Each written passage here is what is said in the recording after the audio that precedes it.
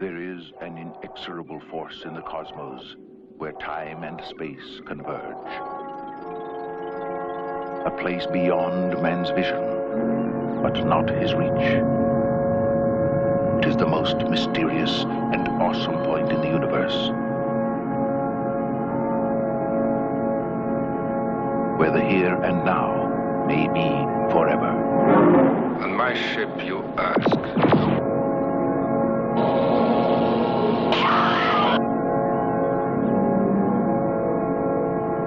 It is unavoidable, moving through space, swallowing everything in its path. Radio waves, light. Are you programmed to speak? Even planets and stars.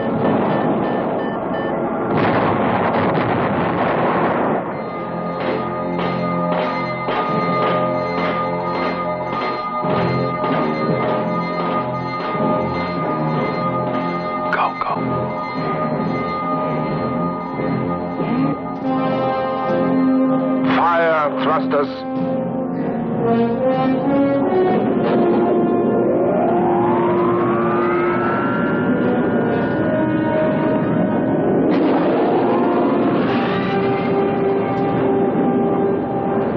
That madman is headed straight for the black hole.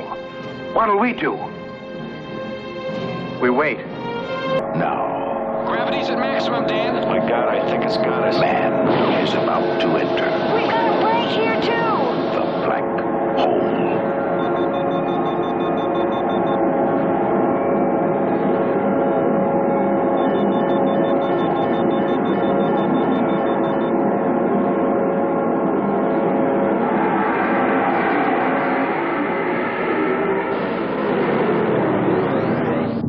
A journey that begins where everything ends.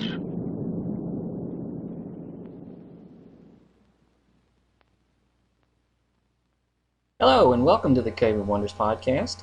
Thank you for letting us be part of your world.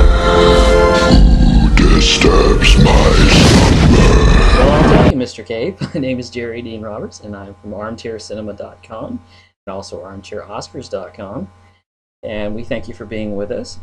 And as always, seated across the country from me is my fellow host. Would you introduce yourself, please? Hi, I'm Doug Heller, critic and historian for TalkMovieToMe.com.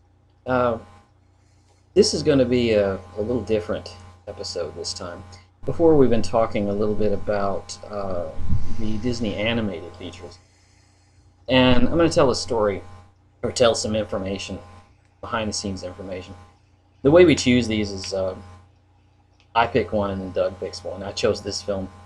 This is The Black Hole from 1979, the Disney picture. And we're gonna get into this in a minute. But this episode is essentially going to be partly about that, but also partly about the time period in which it was made, because I've been studying the history of Disney, as has Doug. And as I said in our first episode, it's a fascinating time period. It's a fascinating story. If you follow the 93 years that Disney's been around, it reads like the history of a small country, without the bloodshed. And More or less. More or less. And when you tally up all the things that have happened in Disney history, the period that we're going to talk about today, our topic, we'll get into the black hole in a minute, is this is the late 70s. Let me set you in the time period. Disney has been gone for nearly 15 years. He died in 1966. He was so part of the vision of Disney, so part of the vision of his company, that when he left, all of a sudden, he kind of left a hole, and also left his executives with a difficult time trying to figure out what was to be done with the company. and they couldn't just unfreeze his head, contrary to popular belief. According to Snopes.com, that's a legend. That's a legend. No, but at this time, Disney, in the late 70s, was trying to find an identity. Because something happened that nobody really expected. In the late 60s, the studio systems were shutting down. Independent personal filmmakers were becoming the landscape of American cinema. And so a lot of the studios had nowhere to go. So Disney was no exception. But they were still trying to make the same things that Disney made. And a lot of their energies went into theme parks, went into merchandise, and went into television. And their movies suffered for it. Because the movies that came out in the 70s, a lot of them were terrible. Mm-hmm. And so by the late 70s, they were floundering. Because the Disney name was floundering. The Disney name itself was floundering. And they really didn't know where to go or what to do. And they were looking for basically a new angle. The Black Hole is part of that. They were looking for a more adult market because they'd sort of been labeled with this stigma of being kid stuff. I'm sure you've read as much about this as I have. Yeah, and I know that they had tried in the past to do some different kinds of, mostly the live action stuff that they attempted to do. 20,000 Leagues Under the Sea, Richard Fleischer picture from the mid-50s. I can't recall exactly the year. Directed by the son of Max Fleischer. Yes. Who was Disney's chief competitor in the early days. Which is an interesting juxtaposition there, that he would go to work for his father's main competitor. The word is irony. Turn out, yes, and turn out a great picture. Mm-hmm. And then going forward from there into years later into Mary Poppins, which was a massive, huge hit. Mm-hmm. But then kind of falling back into the Nutty Professor, or not the Nutty Professor, the Absent-Minded Professor. Right. In the 60s. Right. And the Shaggy Dog, the Shaggy DA, Herbie, the... anything that starred Son of Fred Flubber. McMurray or Dean Jones. Pretty much. And also, what was it, the Computer Wore Tennis Shoes. Kurt Russell movies. Kurt Medville Russell's College. first picture, yeah. And then in the 70s with, the Apple Dumpling Gang movies that they made far too many of. Too many Herbie sequels. Hot Lead and Cold Feet. Huh? Hot Lead and Cold Feet. Yeah. Any of the Tim Conway pictures. Yeah, and the Don Knotts, and their animated movies weren't doing much better, although Robin Hood was good-ish. They were all good. Yeah, but they weren't what they were in from Snow White through the late 50s. Right. They were floundering because this style wasn't there. It was this sketchy style in their animation. Oh, it looked so bad. Yeah. It was like everybody just decided to put in the least amount of effort to get one of these pictures out, where they used to take 3, 4, maybe 5 years to do an animated picture. They were churning them out in 2. Yeah. And their attention to detail suffered. Their innovative camera movements were null. The blood, sweat, and tears wasn't there that it was there when... No, and their focus on story wasn't there either. They were trying to bank too much on this is a Disney picture, people will go to it Because instead it's a Disney of picture. right, because it's a Disney picture, and not let's make this a high quality movie to draw people in like we used to. Right. It was it was a time when they really were suffering, and I dare to say that it really started when Walt died, because in the late '60s their idea was their attention was focused on getting Walt Disney World off the ground. Mm-hmm.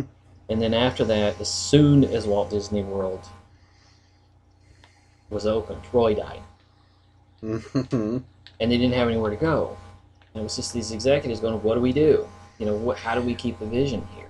They lost their heads, Yeah. literally, Both. and they had no.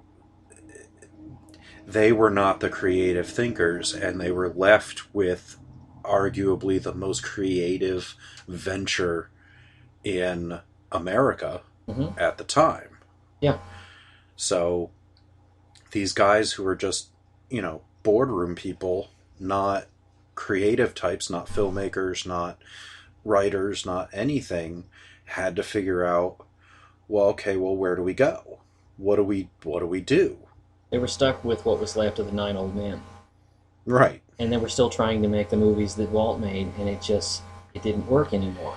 Because the times had changed, but Mhm. they refused to change with them Right. based on prior bankability. But, after the folk and rock explosion of the 60s and the hippie movement and the demise of the clean studio system and the inception of the Motion Picture Association of Arts and Sciences rating systems, the dissolution of the Hays Code, and now things could be rated. There could be more mature content. There could be things in there. You get The Graduate, Bonnie and Clyde, Easy Rider, and Midnight Cowboy in 2 years, and then MASH in 70, and The Godfather, Mean Streets, Taxi Driver, Jaws, Godfather Part 2, The Conversation. You get all of these. The movies got heady- meaner. Yeah, The they movies did. Definitely got meaner. Because the 70s got so cynical. Right. Especially later on, as it went on, when you had Watergate and Nixon resigning and distrust in the government at an all-time high, which started in '68 with the Chicago rallies, Yeah. with the terrible violence that happened at the 1968 Democratic National Convention, which was documented in Medium Cool, which stars Robert Forster, which is also in our movie today. Also in the movie today, yes. So there's that tie-in. So the country had changed. It was no longer the movies were no longer the rose-colored glasses that the industry wanted people to think the country was. But Disney was still trying to hold on to that folksy, happy. Still, exactly. Yeah. And it wasn't gelling with the audiences in any way, shape, or form.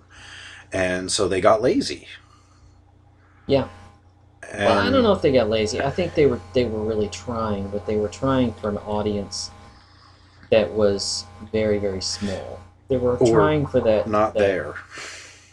that same audience that was coming out for the films in the Fred MacMurray movies. They were still trying to make that. They weren't trying to catch up. When you get into the late 70s, it's when Disney realizes that there's a problem. When they make movies, one movie fails after another. It just fails and fails and fails. And one thing that's interesting about this period is that there's a point somewhere in the mid 70s when Disney tries very hard to quietly, very quietly get into an adult, a more mature audience, because they realize that's a market that needs to be explored. And also, at the time, like I said, the Disney name had a stain on it. It's like, oh, I wouldn't be caught dead near a Disney movie. Was every teenager in America was like, oh no. Nowadays, everybody goes to see Disney movies. Everybody. The culture's changed, and everybody goes to see Disney. But back then, you couldn't get people, you couldn't get teenagers into a Disney movie at gunpoint. And so Disney realized that. They realized that they had lost a significant amount of their audience. So in the late 70s, they very quietly, without any fanfare and without their name on it, acquired and financed a tiny independent production, a sports movie called Take Back. And the idea was that they would do that to test the market, to see if they could do it. They didn't put their name on it, but they wanted, and this was their very first PG-rated movie that they had anything to do with. And so, let's remind people that in that at that point, the rating system was G, PG, R, and X. right.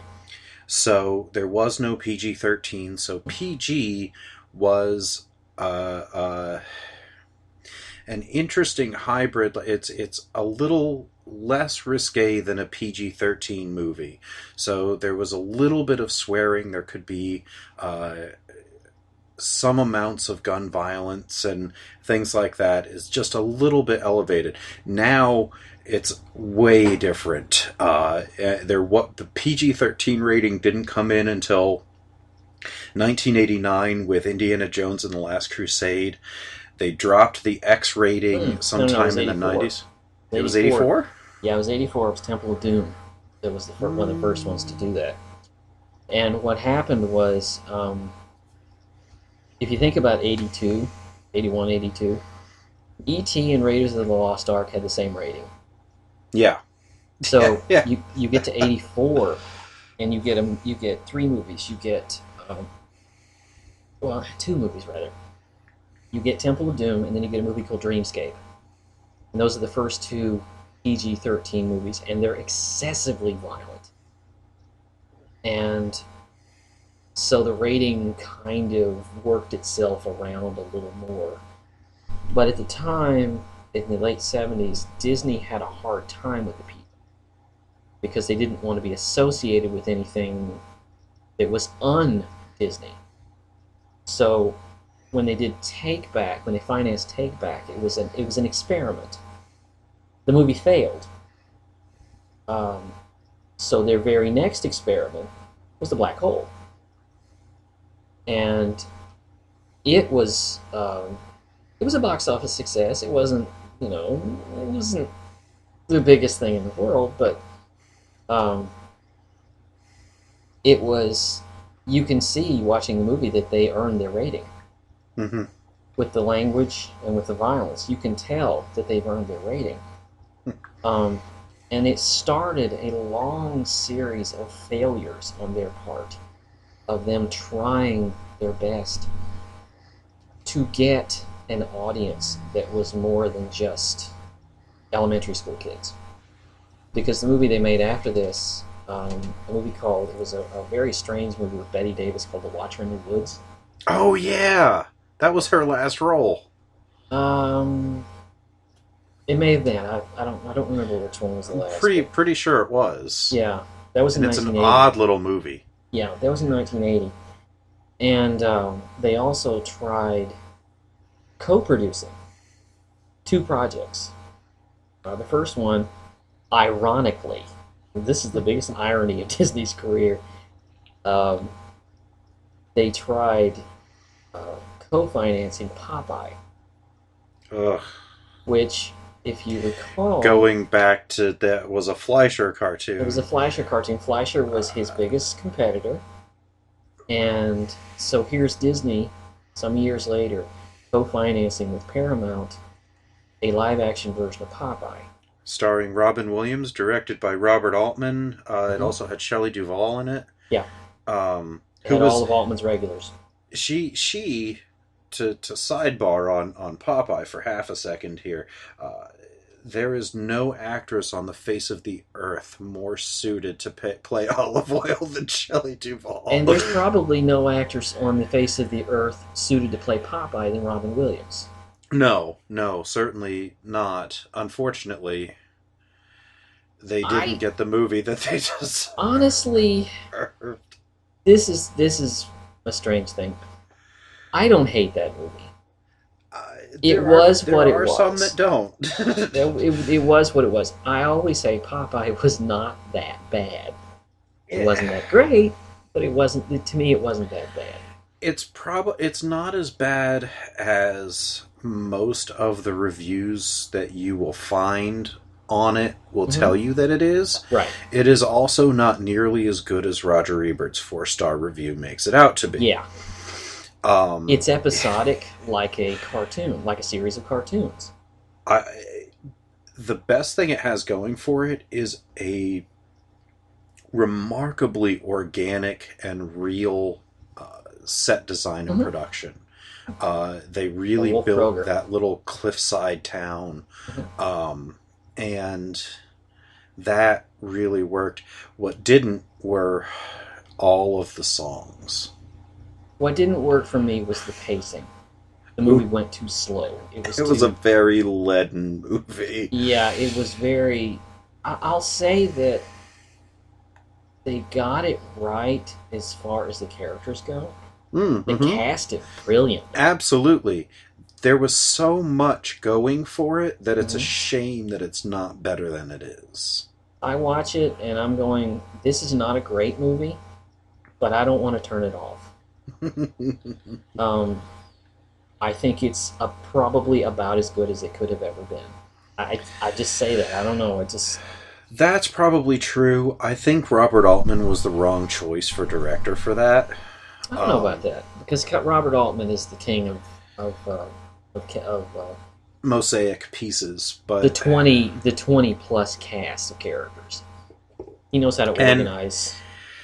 And when it works like Nashville,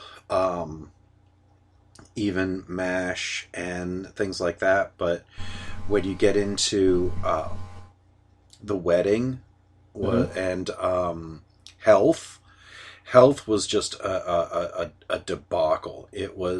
There were so many people, there was no clear plot. I don't know if you've ever seen that one. It was 79. It was the one he did just before Popeye. Yeah. It is a train wreck. There are so many characters. There's barely a plot. Everybody who speaks, you can tell, is improvising every single word they're saying. And I would wager, I think I read that there was barely a completed screenplay, and he never paid attention to the screenplays anyway. Yeah. He just had a script person standing by, and when they cut, he would say, did we hit all the plot points? And if they didn't, they would go back and retake the scene. To be honest, I kind of like that approach. It's an amazing approach when it works, but when it doesn't, the movies don't work either. He made a film about... He made a lot of films like that. Some worked, some didn't. It's like Woody Allen. He made movies the way he wanted to make them, but some worked and some didn't. He's absolutely an admirable director, one of the best. And when he was on, it was a masterpiece, and when he was off, it was barely watchable. When he was off, we got Brewster McCloud. Oh, you know what? That's a charming movie. I don't want to hear anything about Brewster McCloud. It was an ambitious failure. We'll call it that. Well, moving from Popeye, the other co-production they did was, I believe they did it with Paramount. It was a movie called Dragon Slayer, which I have suggested that someday we need to talk about because it's a better movie than its reputation. I still need to see that one, but the way you built it up, of course, I've been sort of spurned by your build-ups before, which we'll get to. But once you hear my explanation, you'll understand. Well, Dragon Slayer was... Now, think about this. Think about this. You got a Disney movie. You've got a young man in the Middle Ages with a sword, and his job is to battle a dragon. There could not be a better plot. There could not be a more appropriate plot for a Disney picture. That's true. But the movie was so dark and so mean and so unpleasant and so gory. It's, all of these parents took their kids to see this movie thinking, oh, I'm going to see Sword in the Stone. No, you're going to see the princess being eaten by baby dragons. And so it's one of those things that, like, when parents took their kids to see Deadpool earlier in the year, I didn't know it would be so gory and foul-mouthed. It's like, well, that's why it was rated R, people. Read. Or more on the nose. More on the nose. How about the people that took their kids to see Raiders of the Lost Ark? Oh, gosh. Oh. And they're, the parents are hiding their eyes, and the kids are just fascinated. It's like, I'll tell my more recent story about that when we get to the episode. It's just 2 episodes away. Yes. But I have shared all of the Indiana Jones movies with my 12-year-old son. So he did all right, but I'll tell the story more in detail when we get there. But yeah, exactly. It's that. I mean, there was an awful lot of, I'm sure, kids peeking through their parents' hands during Raiders and probably during Dragon Slayer too. Like I said, I still need to see that one though. Or like my brother took my mom to see Temple of Doom, and my mom spent half the movie hiding her face with her purse. Oh, my brother and that like, one. "You want me to hold your purse, Mom?" I said, "No, I'm good." But anyway, getting back to the it's really interesting because when you follow the trajectory of their trying to find a more adult market, it's a case of experimentation. They put the patient on the table, and most of the time the patient dies. Take Back didn't work. Black Hole didn't work. Watcher in the Woods didn't work. Popeye didn't work. Dragon Slayer didn't work. And then all of a sudden, Tron. Bang. Bang, we have our first hit. And that movie is problematic. At best. At best, it is problem. Well, in story department, it's a mess. Yes, it is. Visually, it is brilliant. Yes, I can agree with that. I can watch that movie anytime, any day of the week. I can watch it with sound off. I've only seen it once. I'm still in love with it.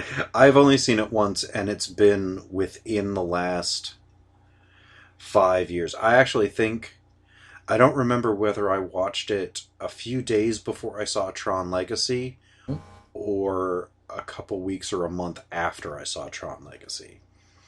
Yeah. I think I walked out of Tron Legacy, I'm like, well, that was okay.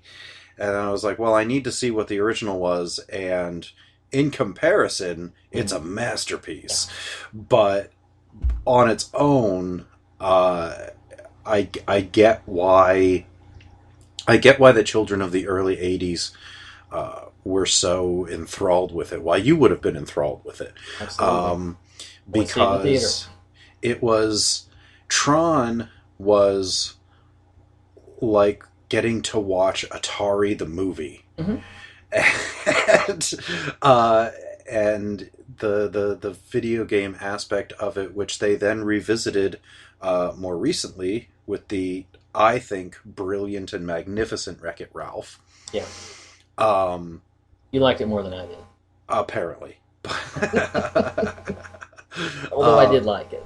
I adored Wreck-It Ralph, but with Tron, it's absolutely it's like we were saying about Snow White and a lot of the movies from the animated features from the 40s and 50s. They were very much products of their time. Tron is absolutely a product of its time. It's when Disney finally caught up to what the youth wanted to see, and it is absolutely a movie from 1982. Absolutely. When you watch it, you can just feel 1982 wrapped up in Tron, and that is not to its deficit. It has not. It's dated, but it's not horrendously dated in a bad way. Like, you can still watch it and not be thrown off by the things that you notice are absolutely now. I don't want to say antiquated because I'm a year older than the movie, but but it definitely, you have to put yourself back there and remember what an arcade was, and it was not Dave and Buster's. Yeah. So it was a place. It was a hole in the wall called Blips, or something like that, and it had just video games. You just walked in, and they were kids. You may not know this, but back in '82, you could play a video game in an arcade for 25 cents. For one thin quarter. 1 quarter.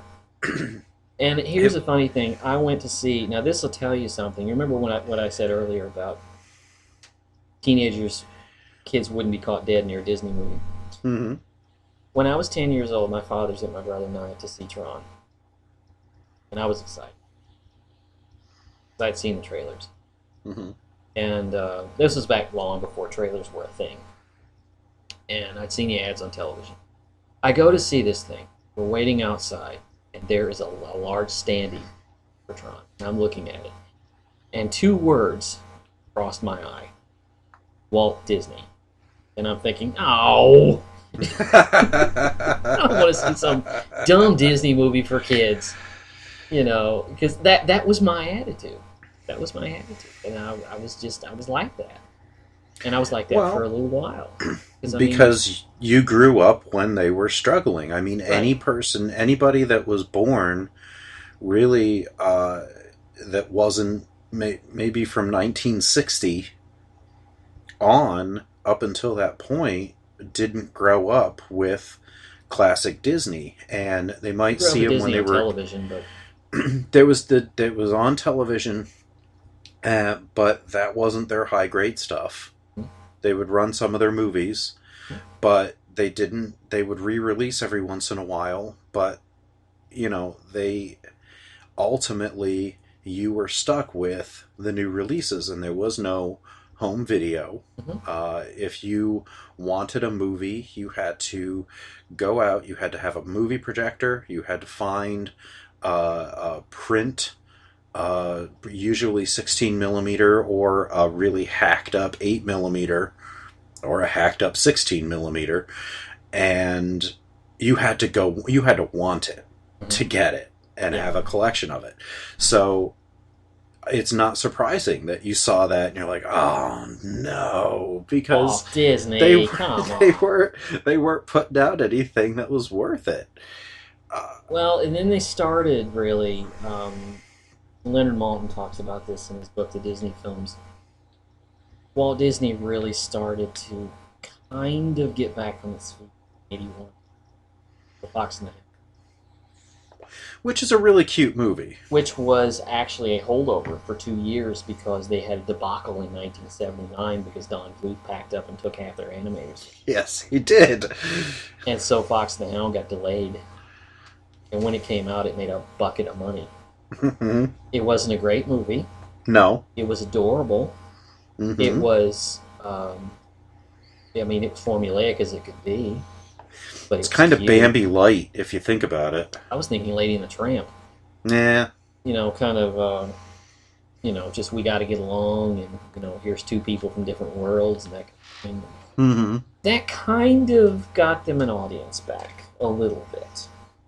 But still, you couldn't have gotten me to see that movie at 10 years old. You couldn't have gotten me to see that movie at gunpoint. Later, I regretted that decision because I think it's adorable. Yeah, I actually did get to see that in a re-release in the mid '80s. Mm-hmm. And I actually remember the day we were at a mall with a movie theater back when they still had movie theaters inside of malls. And We'll get back to it in a little bit. I was about maybe 6 years old, 5 or 6 years old. It was so, and I had gotten I don't remember the brand line, but it was a stuffed dog. It was like an anthropomorphic dog that had like a puppet mouth. Yeah. So you would stick your hand in the back of its mouth and you could work its mouth. And I had just gotten that. It was in the package in between my legs watching the movie. And when I came out, I'm like, I'm going to name it Copper. Yeah. And I actually, it's written on, it had a little tag on its neck and I wrote it on there. And I've since given that stuffed animal to my son and he's still Copper. Yeah. So, yeah, it's an adorable picture and I remember seeing it in the theater.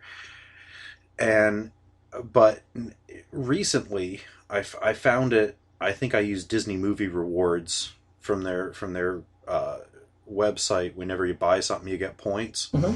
I think I got the 2-pack Blu-ray for free from them.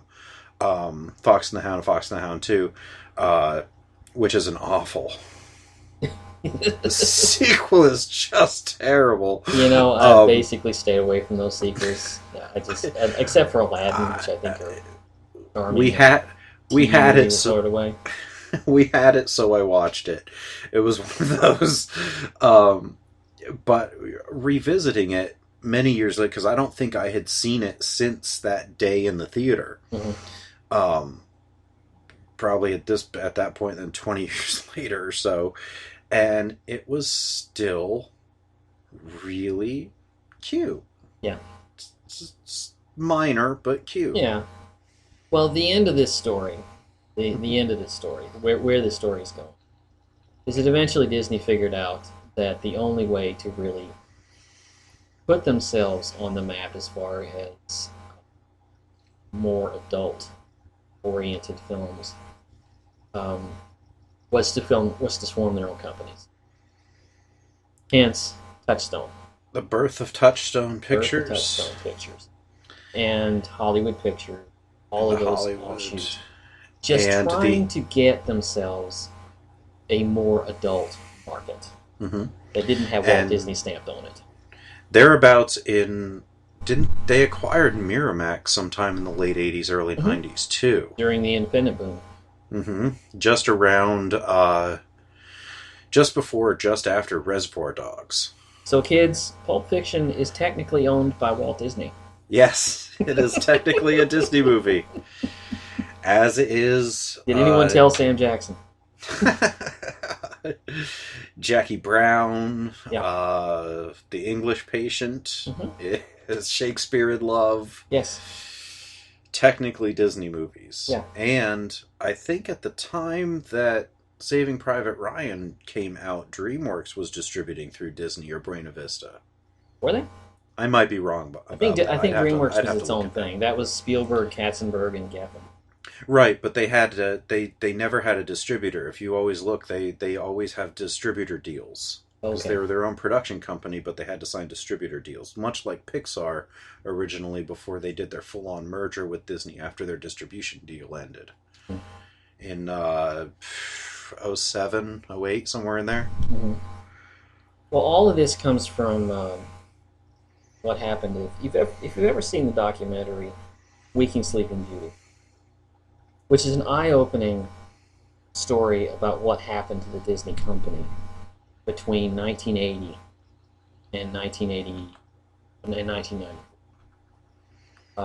Because the Disney company was almost dead.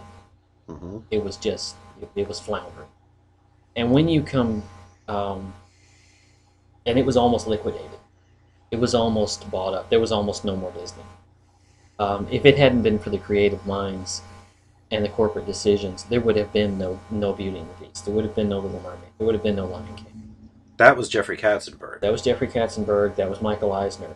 Mm-hmm. Those two, one was, those two got the studio back, for better or worse, got the studio back on its feet. And when Little Mermaid hit in '89, that was the beginning of the Disney Renaissance. Yes. That was major. And I've often said, and I've written about this, there are 3 movies. If you ever study animation, there are 3 movies you need to know about that were game changers. One of them is Little Mermaid in 1989, because that started the Disney Renaissance. The other is The Land Before Time, because that got a lot of people interested in animation outside of Disney. That was Don Bluth's first solo project, wasn't it? Yes. That was his biggest hit. Yeah. Followed, well, All Dogs Go to Heaven did reasonably well for some reason. The third one of the most important, was a movie called Akira. Because that got people interested in animation outside the United States. It was the one that really got people interested in Japanese animation. Yeah. And the way that ties into Disney is that you can still see in Disney's pictures the influence that Japanese animation has had on the American market, on the American animators. On the Disney side of it, though, I think that the Akira brought the attention, but the animators were more heavily influenced by Miyazaki. That's true. But I think Akira really started our interest in Japanese. The public understanding of it. Yeah, absolutely. And then later on, Disney started bringing over Miyazaki's films and dubbing them into English, and they took on a life of their own. My Neighbor Totoro, Spirited Away, Princess Mononoke. And I'm looking forward to us talking about some of these in the future. Oh, I know, especially Spirited Away. That's one of my absolute favorite animated pictures. Yeah.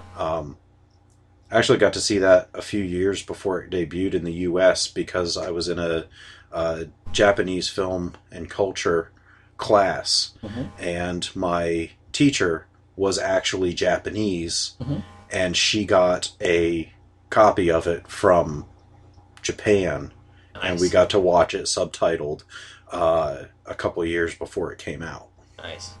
Yeah. Well, having taken this journey with many tangents through Disney's dark ages, trying to get on their feet, let's rewind the clock. Talk about the black hole. Yes, and now we come to the black hole. So, Jerry, where and when did you see the black hole? Oh, where and when did I first see the black hole? I saw this movie in a theater in 79, 80, whenever. I've often said that the movies, and I've said this now in every one of our episodes, and I'm going to keep on saying it because I mean it. The movies that you saw as a kid probably had the greatest impact. And for better or worse, you never forget. I saw this in a theater with my brother and my when I was a kid, when I was about 8 years old, we went to Central Mall, Fort Smith, Arkansas, where I was born. Fort Smith, not. We went to see the black hole because I think it was on a Saturday and my mom was working. My mom was a secretary. So my dad took my brother and I to see this. The Central Mall was very much a mall that you might imagine in the 70s. I can't really cultural hub of everywhere. I can't really describe it. It's a lot of cobblestones, I'll just say that. A lot of brick.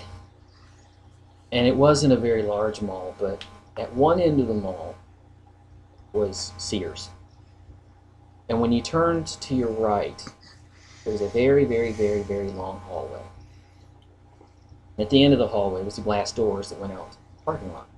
Mm-hmm. But when you got to the glass doors, if you went to your right, you went into the mall trio movie theater. There's a reason I'm telling you all. When my mom or my dad took me to see when my mom and dad took me to a movie, up until a certain end. This is where I saw all the movies. This is where I saw the black hole. This is where I saw Superman. This is where I saw Indiana Jones. This is where I saw Star Wars. Mm-hmm. This is where I saw the movies that made me love the movies. Whenever I saw that we were going down that hallway, I knew I was going to see something special. It was magic to me. I can still see that hallway in my mind's eye. I can still see it smelled like, they had just cleaned the floor. I can see the backs of my dad's legs. And whenever we got to the end of that hallway, there was something special waiting for me. And that is a memory I will carry with me till the day I die. That's And fantastic. if I, in my old age, begin to lose my memories, I hope this is the one that stays with me.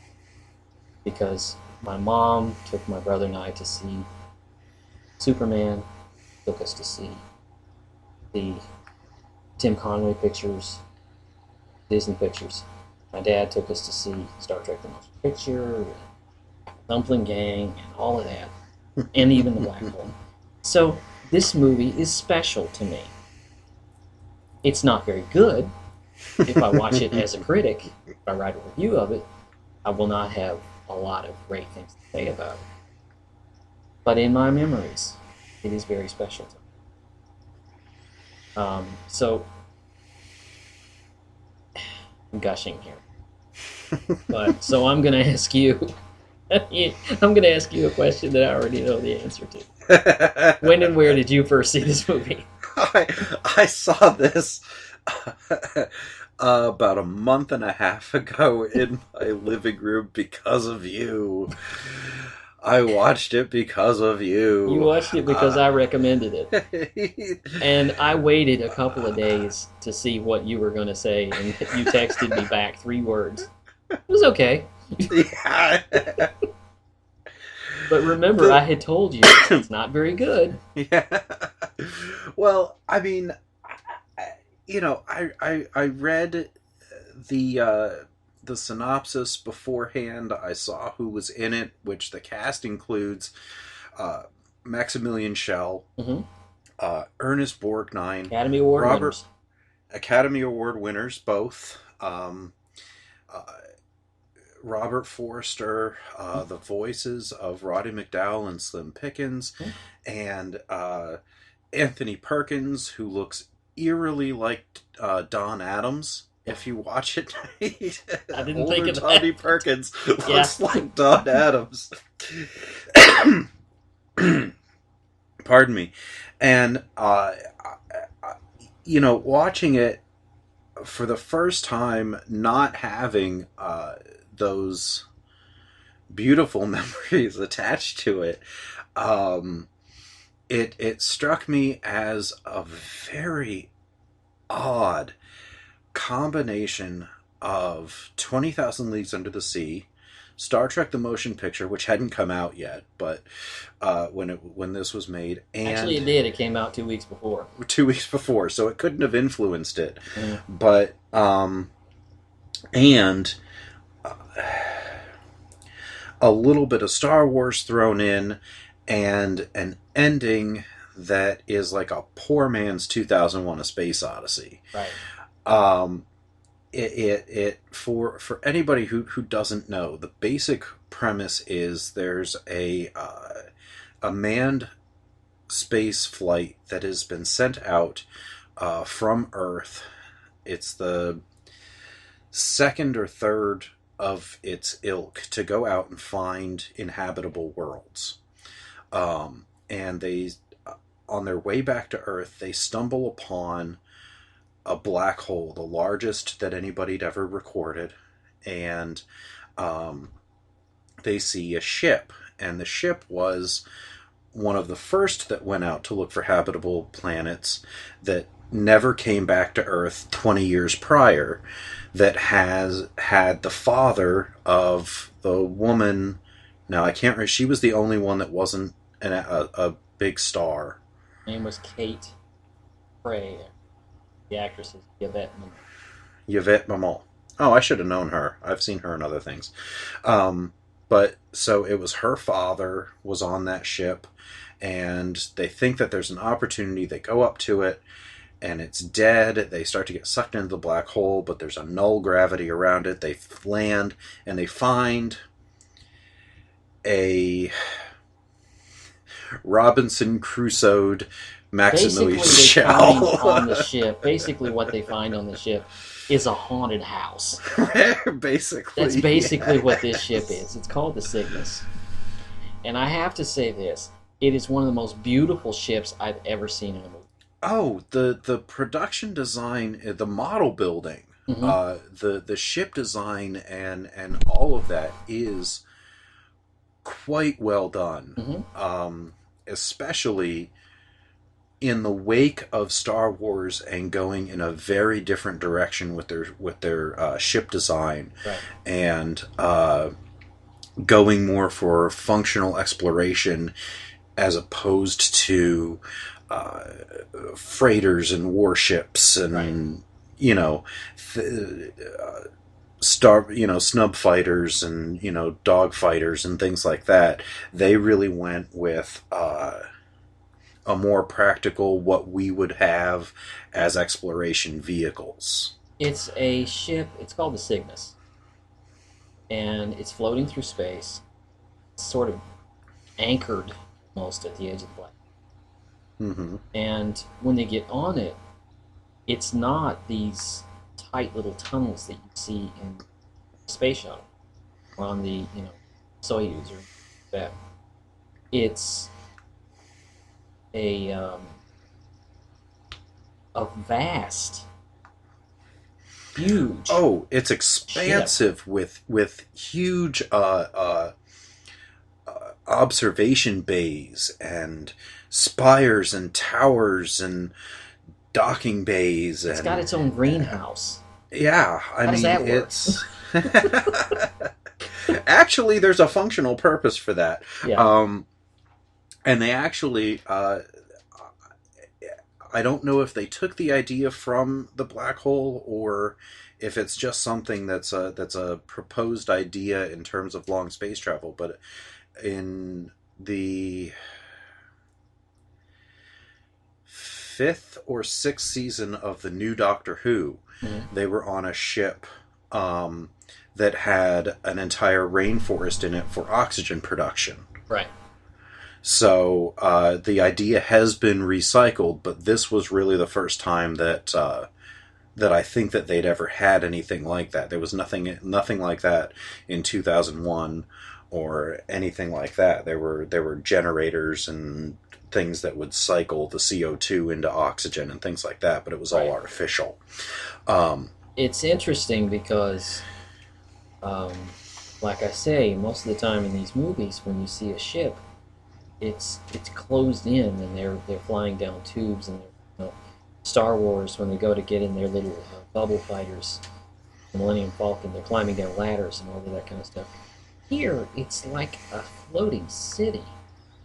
It's beautiful, absolutely beautiful. And he goes, they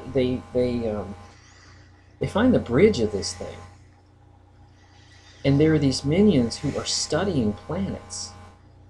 And there's a giant map of a planet, and they're studying them, and they're pointing out things, and they're writing things down, and it's just, the look of this movie is unbelievable. I could sit and just watch this again. I can watch this thing with the sound off, and but it doesn't appear to be habited. There's nobody there. They know what the Cygnus is. They've heard of it, but they get on this ship and there's nobody there. It's just like, where's the crew? And one thing I love about this movie, and this comes from that, and the best, in my opinion, one of the best elements of this movie is this sense of dread. There's a sense that something's going on. You just can't figure out what it is. You feel nervous being there. It's like you walked into somebody's house and you're walking around and there's going to be something around the corner, and there never is. That's how this ship feels. It feels like a haunted house. And that tone, that weird tone, everybody's just waiting for something to happen. And it's almost like there are scenes where it just never does. Mm-hmm. At least until the ending, of course. We'll get to that. Yeah. But that sense of dread is what really I love about this movie. It's definitely, they go a long way for atmosphere, and it the set is expansive, and it gives a lot of room for the later action to take place, and the characters to kind of move about and breathe and kind of figure out what's going on. And then when Maximilian Schell shows up, it was a wonderful entrance, by the way, with a crazy unkempt beard and uncombed hair, like a tracksuit, and actually, I think it's a Super Science speed suit. For you Venture Brothers fans. And with a robot that is his pride and joy, who is named Maximilian. Who, when he comes on screen, the music stops, the sound stops, and the whole movie is just him. It's just like this behemoth red robot. He ascends from the darkness into the light. And by the way, we should also say, spoiler alert. This show is not spoiler free if you haven't played it. No, we're gonna deep dive into all of this. Oh yes, and so. You know, he explains eventually that he wants to go into the black hole because he spent 20 years at its edge studying it, and they all tell him that he's crazy. That he is.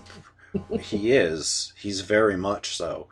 But Tony Perkins is all excited about it. Yeah. Because the Maximilian Schell character was kind of an idol of scientist Tony Perkins. Alex Durant is his name. Alex Durant. And so he's excited. He wants to go with him or document it, and the whole thing kind of explodes. I mean, so we're not sparing you spoilers. So the robot that is voiced by Roddy McDowall, which looks like a floating cross between R2-D2 and C-3PO. Which I have to say, this is probably... No, actually, I thought he looked like it's a cross between R2-D2 and Tom Servo. Yeah. Before Tom Servo was a thing. Before Tom Servo. And honestly, this is one of my favorite characters. And I think it has to do with the fact that he is voiced by Roddy McDowall. Uncredited, by the way. Uncredited. That robot, Vincent, and his counterpart, which he finds on the Cygnus, what is it, Bob? Old Bob, voiced by the incomparable Slim Pickens, with a digitized voice to actually take out a lot of the markers that would let you know that it was Slim Pickens. And by the way, they're both uncredited. They're both uncredited. They did not take credit for this movie, but they are the two best characters. But look, they both have voices that you could pick out of Yankee Stadium. I mean, it's... Oh, yeah. You know, anybody who's seen a movie knows who these two guys are. As soon as Vincent started talking, I'm like, is that Roddy McDowall? Yeah. I was like, oh, all right.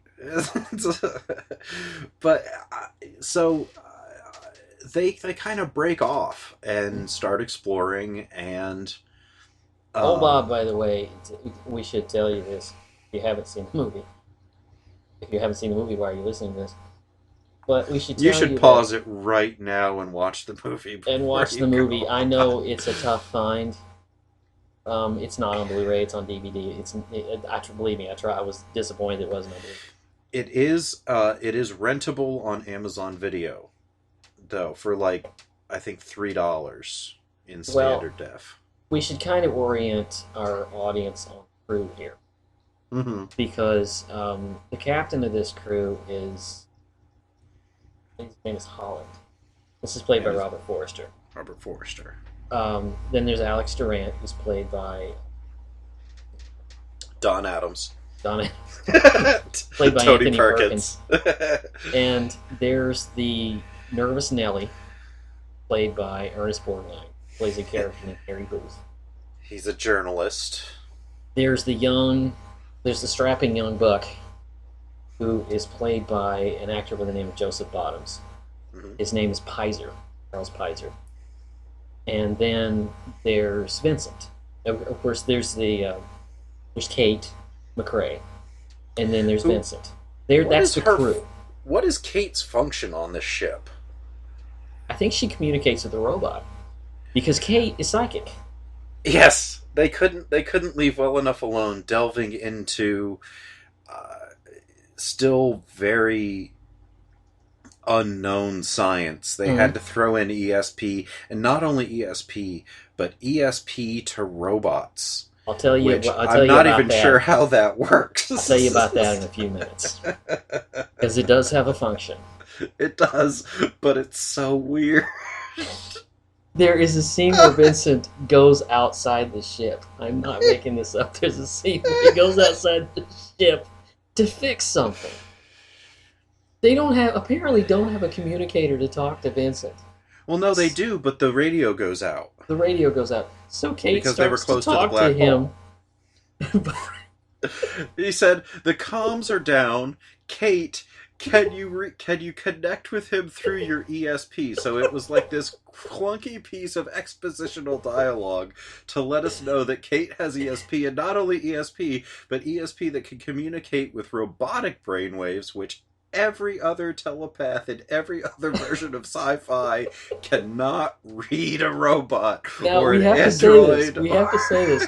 When she communicates with him, she stops moving. The camera pans in on her face, and she has this look like she needs to find a ladies' room. And that cuts to Vincent outside. It looks like one of those commercials that if they show that they're advertising a new Crohn's disease medication, which is not a laughing matter, but her face truly is. And then she says, "Oh, he's fine," and then they're still trying to repair, because there's another repair that they need to do somewhere inside the ship. And she that Anthony Perkins. She says something that he says back. It's like there are no old robots, and it's some old saying that makes no sense whatsoever. I cannot remember what she says. But when they cut to him outside in space, you have to understand, Vincent has these gigantic... While you're listening to this, go and look on Google to look at Vincent. Vincent has these gigantic square eyes. That don't move at all. They don't move at all. But somehow, when he gets distressed somewhere in the movie, they go square. The pupils go square. I don't know why that is, but what happens is when he's communicating with Kate, they show him outside of the ship, and the pupils are turning like spirals. They're like turning. It's like just... I don't know. They're turning, and I guess that's part of the ESP. I don't know. It's interesting. I'll say this. It's original. It's That- something I hadn't that- seen before. That it is. It's completely That it is. pointless And to this movie, but so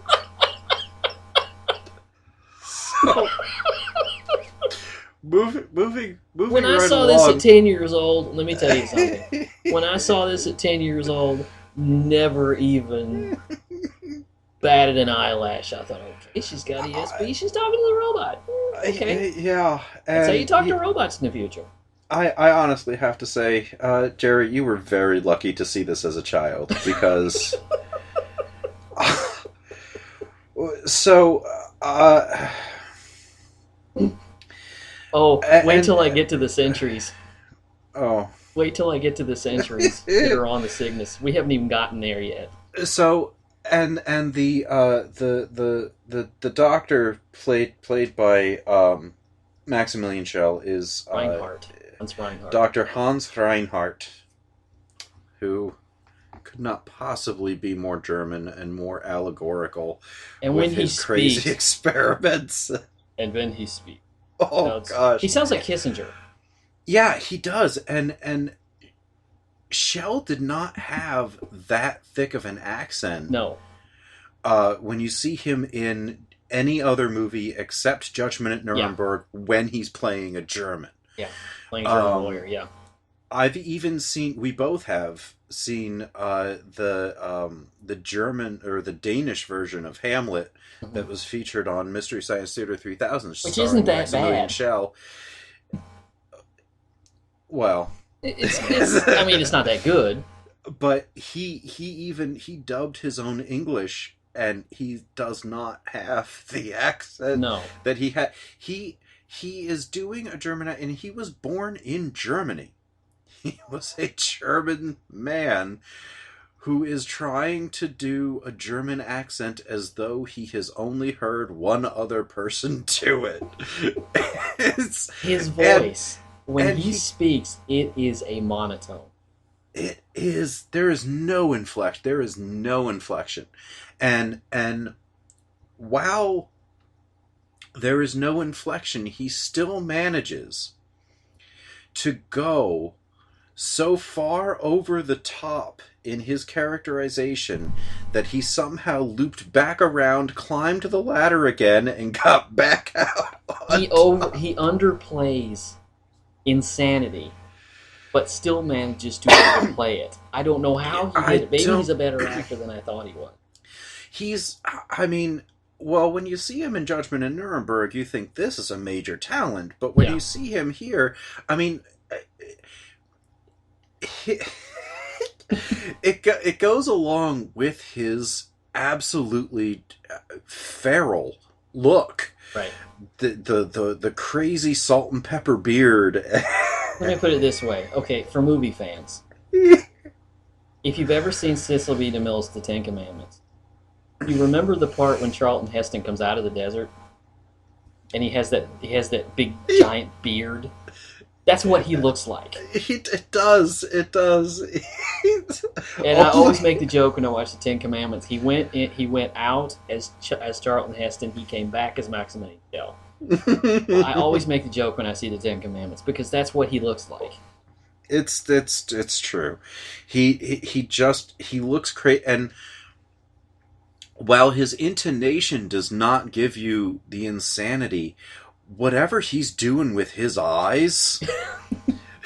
Well, for some reason, the lighting guy has decided at some points to focus a beam of light across his eyes. Across his eye line, and so and it doesn't happen right away. No. But as the picture of, I think it's in that dinner scene where it first happens. Yeah. When he lays out his plan to go into the black hole, and they're like, "This guy's crazy." It's And I think that's actually what Ernest Borgnine says. actually, yeah, it probably is. Who? Okay, so we're tearing into Max Schell, Yeah. and he did win an Oscar for Judgment Judgment in of Nuremberg, Nuremberg. rightfully so. A supporting role, but okay. Right, but he was excellent. And now we'll we will come back to Crazy Maximilian Schell. Because we've got other people to talk about here. So that leads me right to the other Oscar winner in our midst, Mr. Ernest Borgnine, who won the Oscar for Marty. Of course, won his Oscar for Marty, the absolutely excellent Delbert Mann Best Picture winner for 1954. Or 55. Sorry, 55. I know my Oscar. On the Waterfront, got 54. 55, I love Marty. Marty is, and it is Borgnine at his best, with his second best performance right on its heels in Sam Peckinpah's The Wild Bunch. Yes. And I'll also give it to From Here to Eternity. Oh, absolutely. He killed Sinatra. I mean, hey. Yeah. But in The Black Hole, this is Borgnine when it's Borgnine playing C-3PO. In a lot of ways, yeah. And the worst part, I mean, this is what, two years into Airwolf, if I'm not too much mistaken. Airwolf came on in 77 or 76. Mm-hmm. So he's 2 or 3 years into not having to act in Airwolf. Yeah. Just having to show up and read some lines that obviously sound like he memorized them 20 minutes before they had to shoot. Right. Or had to be reminded of them. Right, and that's what it feels like here. And the other problem with Borgnine's performance is that whenever he talks, it's almost as if you can hear the ADR recording cut in. Yeah, that's a big problem in this movie. That's a big problem in this movie. Like, there's Robert a lot of weird ADR work. There is. That's additional dialogue recording for anybody who doesn't know the lingo. It's when they go into a booth after production is done and they see what their mouth has done, and most of the time they get the actors back and they try to recreate their performance in a soundproof booth because a lot of on-set sound doesn't quite record properly, so they have to go back and clean it up. But the way that they did the ADR, Robert Forster's the only one who kind of gets away unscathed by the terrible ADR. I think she does too. I think Yvette does too. Yeah. I mean, if you want an example of ADR, kids, if you want an example of ADR, watch any sitcom from the 60s. Mm-hmm. Watch your average episode of The Munsters. Mm-hmm. You know, where, Grandpa and Herman are locked in the bank vault. And you're just outside of the bank vault. And the dialogue sounds like it comes from the next room, Right. Look what you did, you big dummy, you locked us at the bank vault. And it comes through.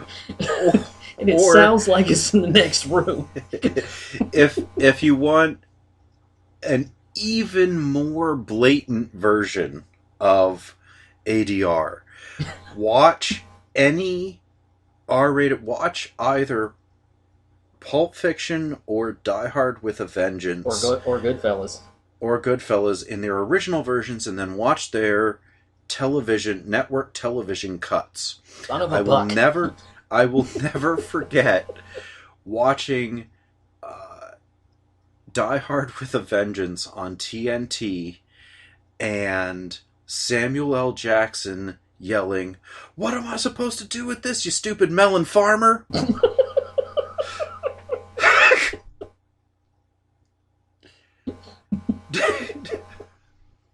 That's the best of that. The best of that ever, in my mind, was Ghostbusters.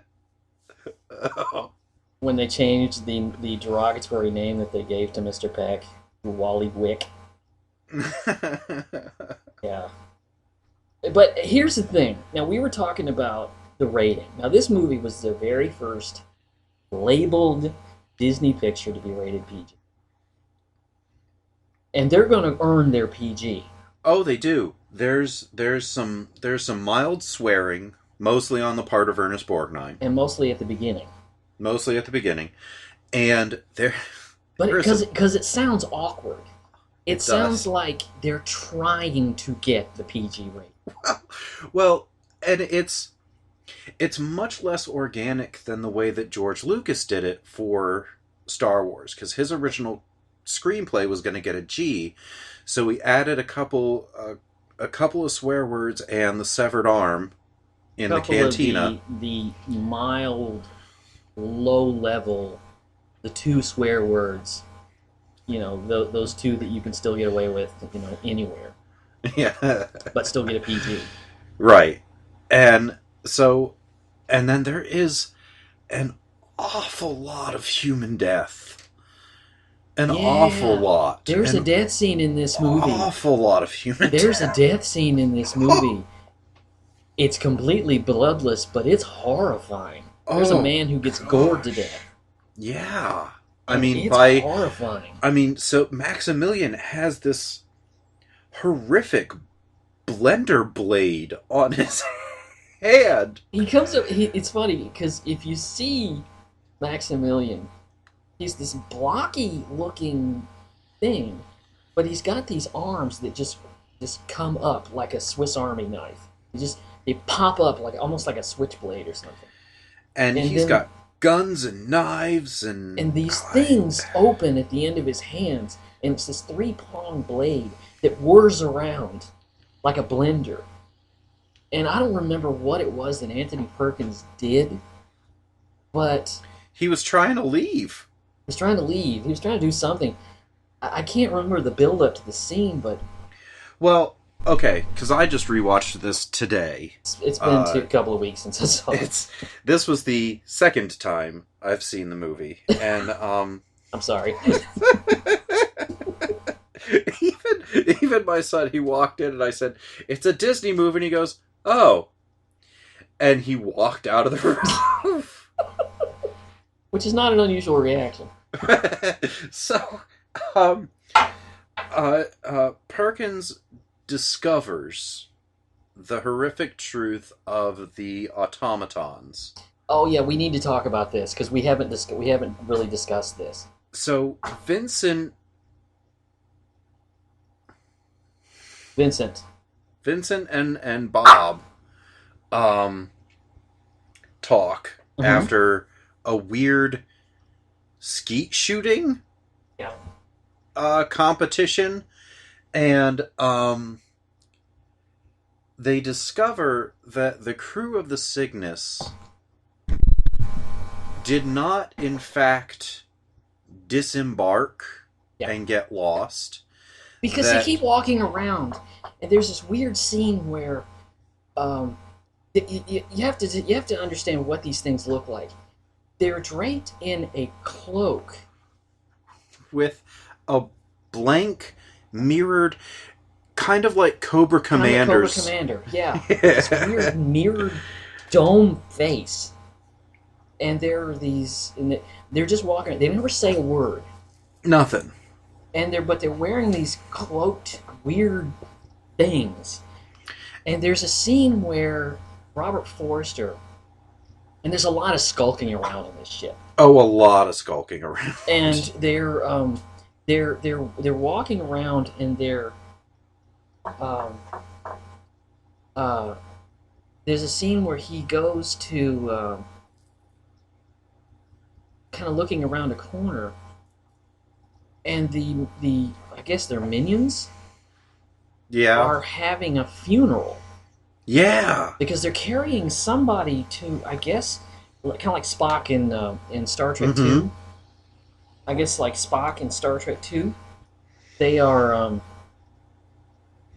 it's like a funeral procession. Yeah. And they're acting as if the robot is a human who has died, and they are laying it to rest, or jettisoning it out an airlock into the black hole. Whatever they're doing, it is very humanistic behavior. And in a parallel scene, Ernest Borgnine finds one in the terrarium, and he's walking with a limp. Yeah. And they can't figure this out. Old Bob tells Vincent after a skeet shooting thing where Vincent ends up killing the chief droid, security chief. Yeah. That it is actually the original crew of the Cygnus that Dr. Reinhardt. That's what I was going to say, but I thought it was wrong. Dr. Reinhardt has experimented upon and turned them into cyborgs. Yeah. And so their faces are covered, and Kate tells Tony Perkins that this is what it is, and he's like, no, that can't be. I still want to help him with his research. And then he pulls off the face mask, and it is a human face. Right. That is kind of muttering with no sound. And He's the face horrified. is like decimated. Yeah. It's absolutely just this dead shell, blank look. Mm-hmm. And he's like, okay, Kate, we're leaving. And we should also mention, I don't know if I mentioned this before, but Kate's father, I believe, was the first mate on this vessel. Yes.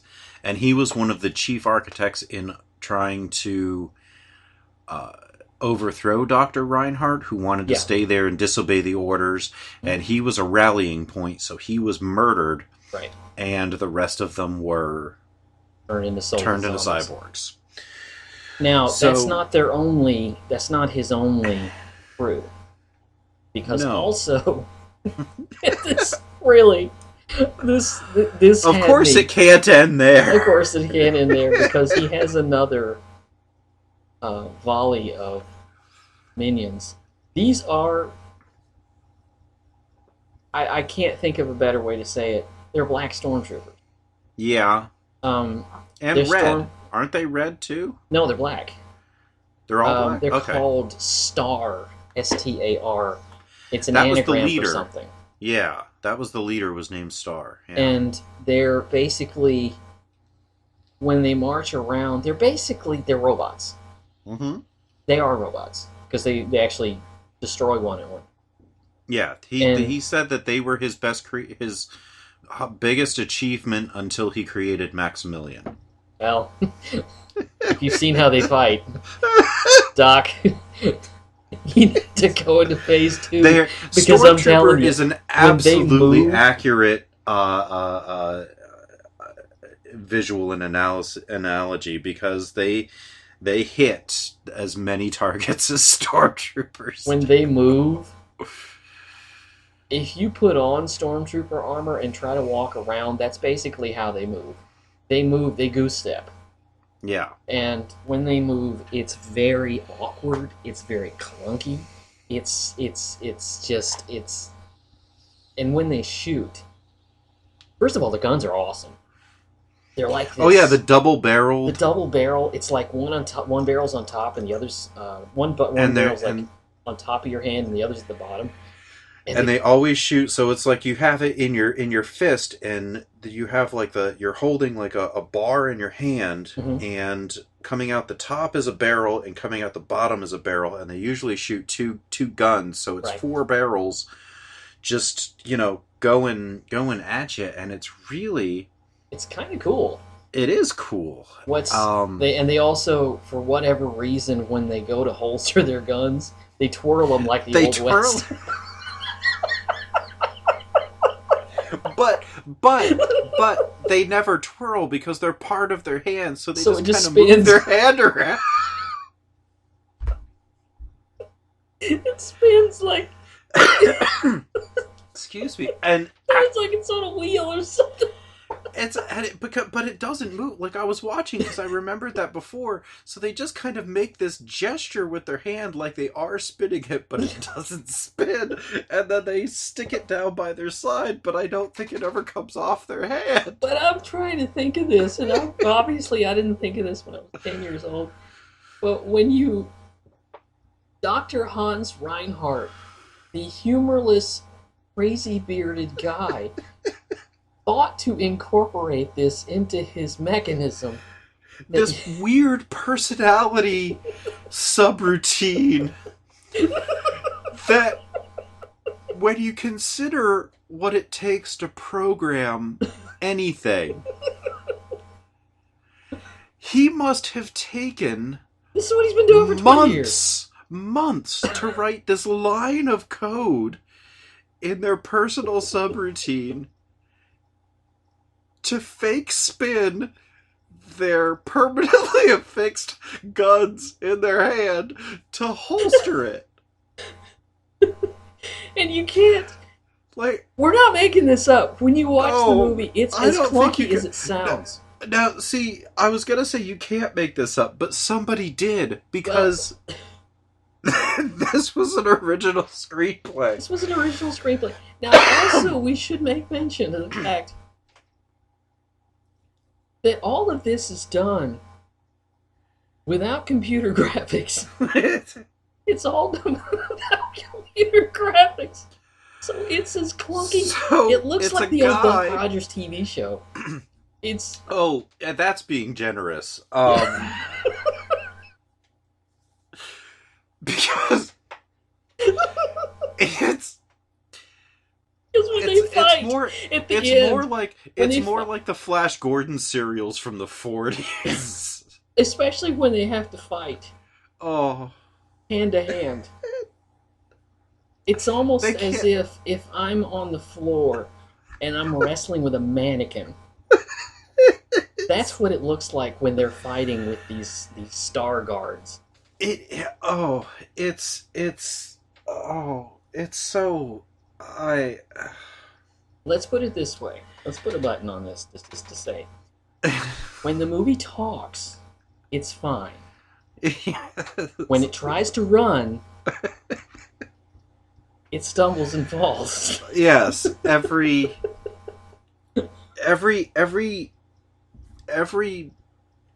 ratchet of tension that you get from that haunted house thing is It's just gone is the next completely time. just undone, and the bolt is just off again, and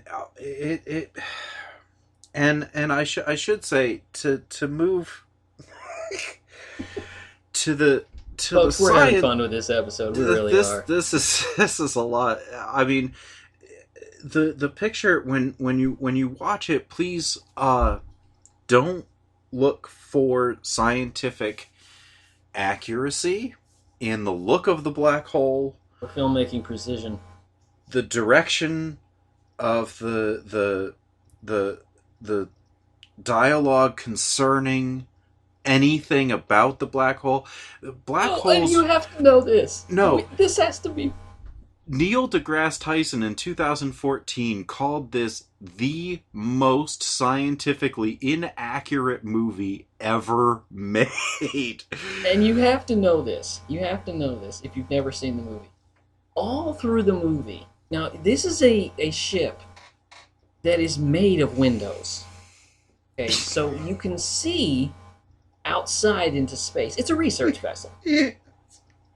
At every minute, you can always see the black hole just over the horizon, or just outside the window.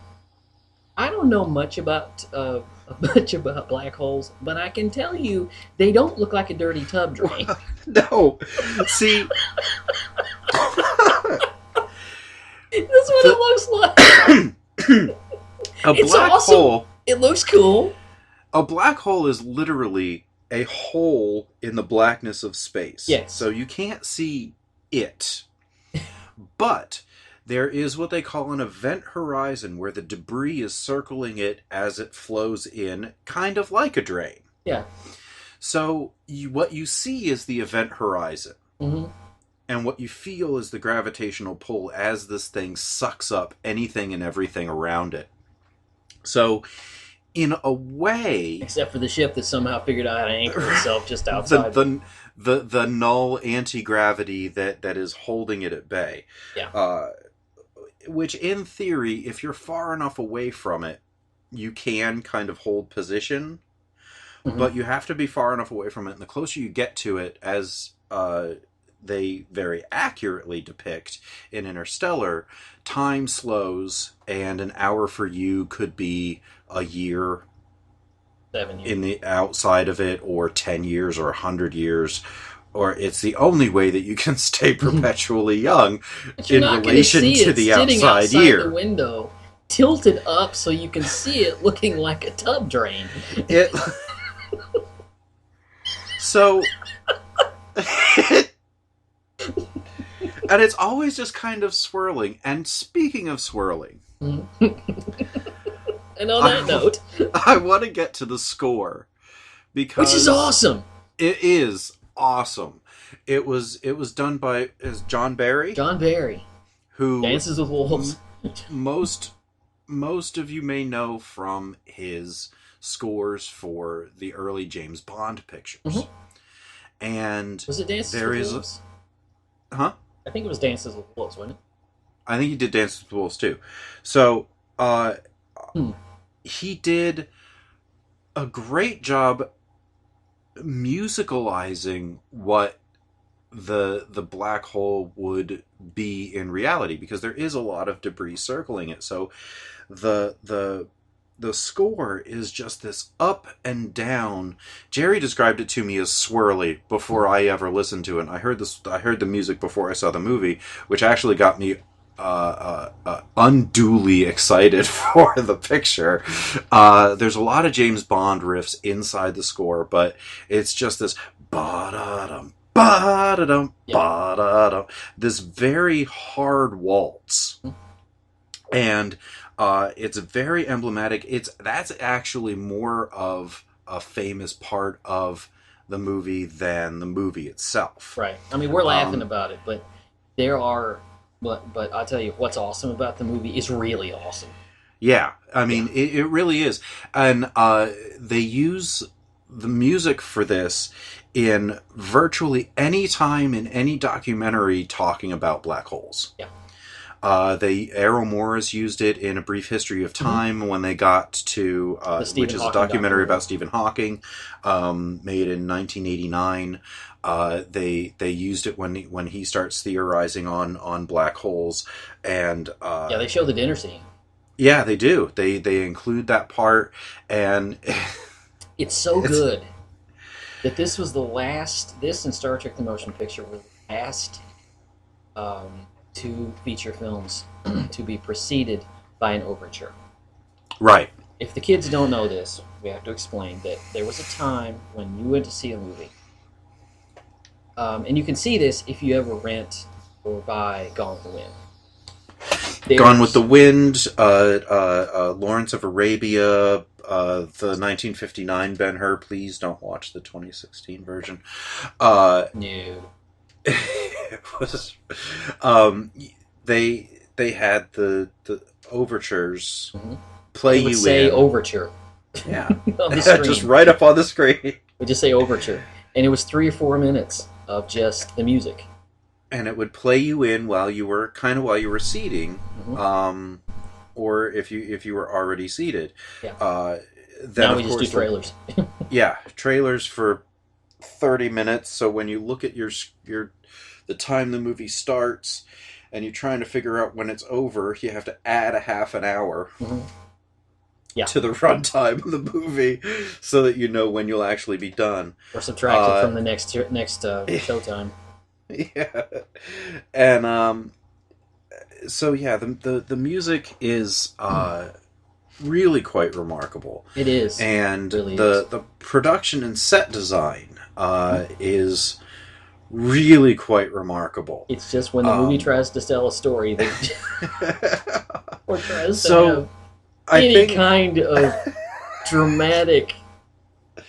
Any kind of pull. Ernest Borgnine is at his absolute worst in this, and Tony Perkins is flatter than a piece of paper. Yeah. Doesn't get a lot of screen time. No, he doesn't. Robert Forster is the only one who's trying. And he's the only one that comes out of this reasonably well. But I think now we should have our final thoughts. Oh, wait.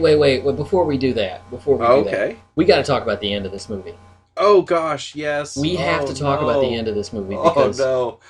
So no discussion on the black hole is complete oh gosh, without the yes. complete I can't and- believe that I tried to skip over this part. and utter mess. Okay, now what happens? Oh. The crew is walking around. The whole movie, the crew is walking around. And they're trying to figure out what's going on. Because Reinhardt is up to something. He's up to a lot of things. And there's what's going on with the robots, what's going on with the people with the Cobra Commander masks on, why is there a funeral, why is one of them limping? There's all these wonderful little mysteries that are laid out. And it comes to the point, the thing comes to a head. Because Reinhardt knows that eventually they're going to figure it out. Because they're scientists, they're not stupid. They're going to figure this out. Right. Reinhardt's plan, once they get down to the...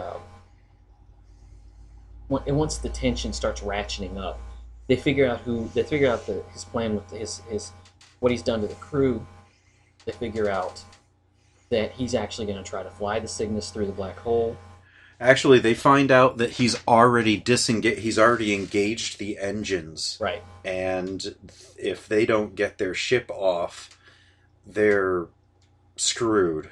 Yeah. And they can't find all of their crew. Mm-hmm. And Tony Perkins is blended. Tony Perkins is standing there. He's got all these books in his hand. And he sort of... I don't know exactly what the motivation was, but Maximilian whips out the blender blades and gores him through the torso. Yeah, this was after he finds out. He's saying to Kate, okay, we're leaving, we gotta go, I'm sorry that I made everybody stay here this long, let's go, we're leaving, and Maximilian takes out his blender blades and just zoom! He does, And- he goes, you see Tony Perkins' face. He holds up the book. He holds up this book, and the blade goes through the book, and you just see Tony Perkins' face. Ah! And then all of a sudden, there's no blood. No. There's no blood. And And he does this, and I swear I am not making this up. The very next line. The very next line is Reinhardt. It goes, Reinhardt goes, You you shouldn't shouldn't have have done that. He was a good man. well, why didn't you stop him? Dingwad, why didn't you stop because- him? I don't even think that Maximilian is totally under his control at that point. It looks like he has a very uneasy... Because he has to tell him several times to stand down when they first get there. Right. He's like, remember, they are our guests. But he gores Anthony Perkins. He takes and out poor one Kate's of the base. held hostage. And they're going to convert her into a cyborg. And she goes, "Oh no!" She goes, "Oh no, Alex!" While the blasted thing is pushing it closer and closer into this shower drain of eternity. Yeah. And so Drain of eternity. they finally they breach the black hole. And now, as an aside, what would actually happen to you, because this is a funnel of intense gravity, you would, if as long as you survived, your body would be pulled in a vertical fashion, basically turned into a string of spaghetti. Yes. Until you were completely deatomized. This is what we learned from Steve. Stephen Hawking and Neil deGrasse Tyson, and that is what black hole theory is right now. But before we get to all of that, we have to rescue Kate from being turned into a robot. Oh We yes, have to and have a that's shootout with the robots. the big action spectacular when they save her from being turned into a cyborg. Which basically, they shoot the thing that's going over her face. And somehow it's on she a doesn't have turntable. I'm not massive making burn. this up. It's on a It's turntable. a turntable, and lasers hit the face, and I guess this is how they preserve the organic portions. Mm-hmm. And even Bob, Yeah. who is a robot, Mm-hmm. can't understand how he did it. So And this analytical creature can't figure out how this science actually works. So they get her out She's of the on bed. the table. Okay, she's on the table. Okay, and she's in this little bed that is in the shape of a person.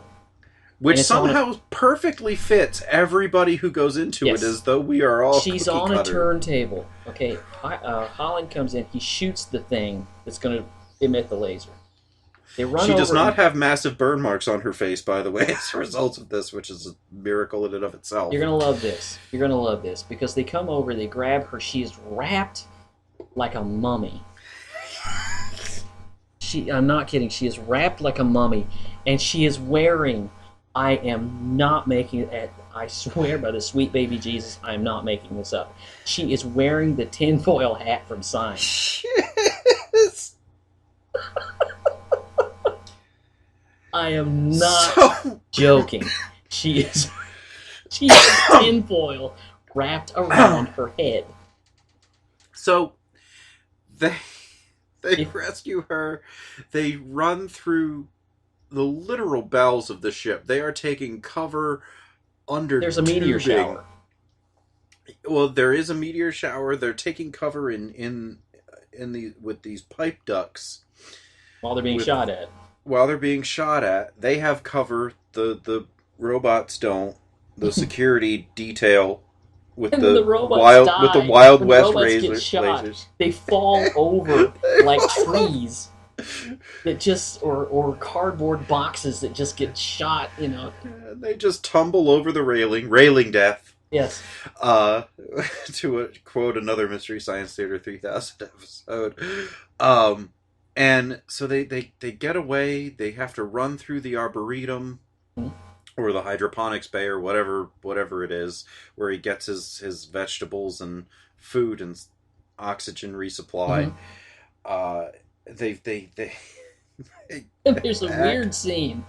There's a very weird scene where a meteorite crashes into the ship. because it's getting pulled into the black hole. Suddenly, all of a sudden, debris is getting pulled into the black hole. Yeah. That's affecting them, and they're on some weird Willy Wonka-like train with Oh, it's clear almost like glass, and they're swirling around it because the tracks can't just go straight. They have to, like, they're avoiding the meteors, but they're inside, and it's swirling around. And it should be noted that this sequence, it looks at like that something in the point- theme park. it does look like a ride that they would probably have introduced.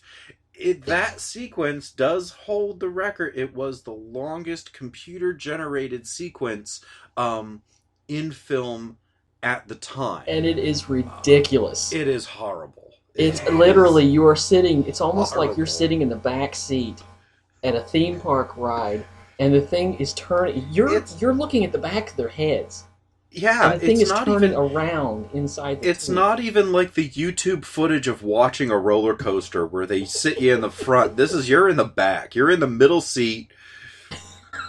You're in the rumble seat. What? This thing is turning. So, all of Please, this happens. please, if you are listening to this, please, you have got to check this movie out. This is we're telling you how ridiculous it is, but it is actually kind of a must see. It's actually kind of awesome. It's well, I won't go that far, but It has it's- awesome things in it. It does have some really spectacular things in it, and it has to be seen to be It believed. does. We are not doing it justice. Mother So- mercy, we are not doing it justice. I mean, So they finally they get to the point where oh, you don't forget the meteor, because there's a meteor. Oh, the things are God, yeah. whizzing by, Oh. and don't forget there's a meteor that crashes into the ship and starts Right rolling into- down this tunnel. This giant ball. If you've ever seen a trailer for this movie, if you've ever seen footage of this movie, you've seen this scene. It's rolling very slowly down the hall while they're running across a bridge. And of course, midway through, she falls down. Mm-hmm. She falls down, of course, because, Because she's the women's woman. roles in action movies in the 70s were to slow down. everybody down. Yes. And they get across it just as this slow meteor, crashes into the bridge. It's just like suddenly, for some reason, it was whizzing by in space and then got to the ship and slowed down. Exponentially, just... It was like they took the remote from Click and pushed it on slow motion so that they could get across the bridge, and then they hit the play button and Raiders of the Lost Ark, it ain't. No. So they strap in. Yeah. You have to mention this also. Harry panics. In a hard way. And he jumps aboard the Palomino, which is their ship, to get away. And he launches it. So Ernest Borgnine chickens out and tries to run away, abandoning his friends, with whom he has spent years in deep space. Fakes an injury in a gunfight. Forgot about that. He So fakes an injury. they're a leg coming injury. off the Palomino to save Kate. I forgot about the leg injury. They shoot a couple of robots.